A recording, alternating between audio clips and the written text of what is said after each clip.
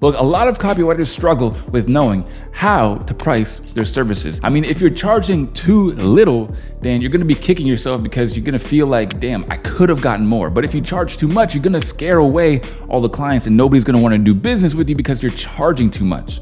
So how much should you actually charge per service as a copywriter? Well, that is exactly what we're gonna get into in this video. And make sure you stick around to the end because I will be giving you my full list of pricing guides that you can use for your copywriting business so that you can eventually make 10K a month with copywriting. So to figure out how much you should charge as a copywriter, it is very worth noting that not everybody is going to want to charge the same price. I mean, there are so many variables that you have to consider. For example, what is your experience? What is your confidence? How much money do you think you can make for that client? How big is that client's business? I mean, there's so many different variables that you have to take into account. So look, there are no cut and dry answers to how much should I charge for an email. I mean, there are some industry standards that I'm about to share with you, but there are no just cut and dry answers. There's no, oh, you need to charge at least $200 for an email because like I said, it varies on a lot of things. So first I need to talk about how to figure out how much should you charge. Should you charge on the lower end of the spectrum or should you charge on the higher end of the spectrum? Well, first we're gonna need to understand what is called risk tolerance. Now, this is a term that I got from investing, but it greatly applies here. So what is risk tolerance? For example, if you are very risk tolerant, then you're okay with taking a lot of risk. So you might invest in something like Bitcoin. Now, Bitcoin is a little bit riskier than a lot of big stocks. But the thing is that it poses a lot more potential reward. So that's why people would invest in it if they are more risk tolerant. But if they are less risk tolerant, then they're going to be investing in something like the S&P 500, which is the top 500 stocks in the world. Now that pretty much never crashes. It always only goes up, but the reward is only about 10% a year, right? It's very small. And the same goes with your copywriting.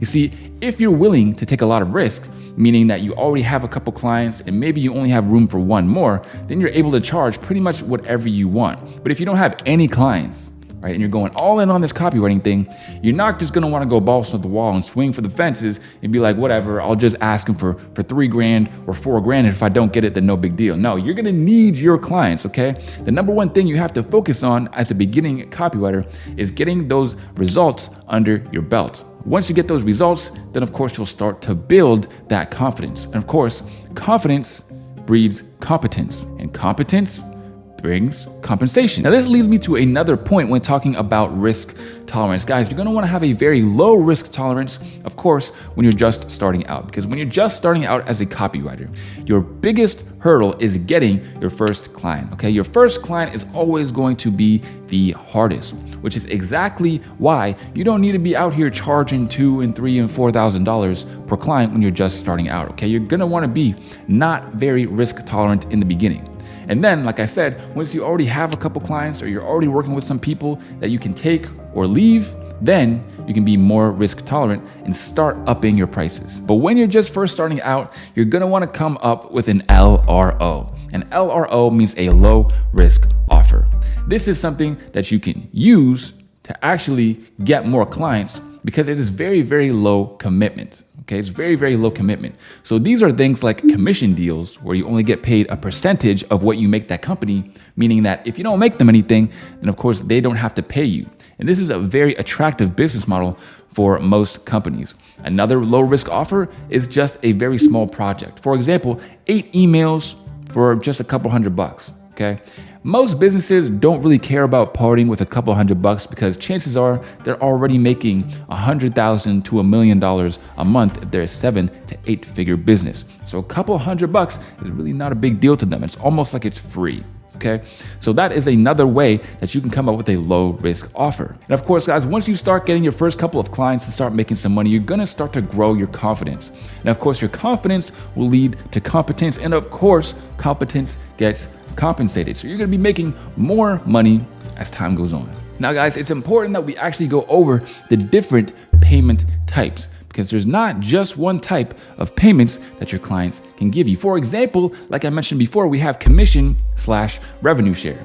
This is when your clients pay you based on the money that your emails or whatever your copywriting made. So this is a bit of a double-edged sword for you as a copywriter, because this means if you don't make them any money, then you're not going to make any money and you're going to be working essentially for free. But if you're able to make them a lot of money, then you have a very high potential to make a lot of money.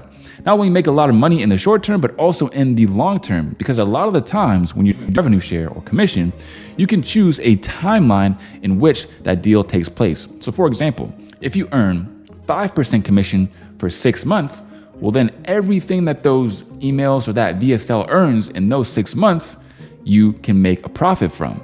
That means you're going to be making profit from copy that you actually wrote 5 or 6 months ago. So that essentially means passive income for you. All that you really need to do to actually go ahead and do this revenue share / commission deal is to figure out a way to track your services, which is not that difficult to do, because a lot of the times a company is just able to give you a special link. And when people buy from your special link, then of course you're going to get that kickback. And after commission pay, we have things like one-time projects. These are essentially things like a sales page or a set of emails that a client can ask you for that they only really need one of, okay? Or maybe they just need ongoing work, like a small project here or there. Now, these are usually used in the beginning for low risk offers, like I said, to build trust when they're not really ready to commit to paying you full time yet. And when they do pay you full time, it's referred to as a retainer client. So when they pay you in retainer, it essentially means that they are paying you every single month. So what a retainer deal might look like is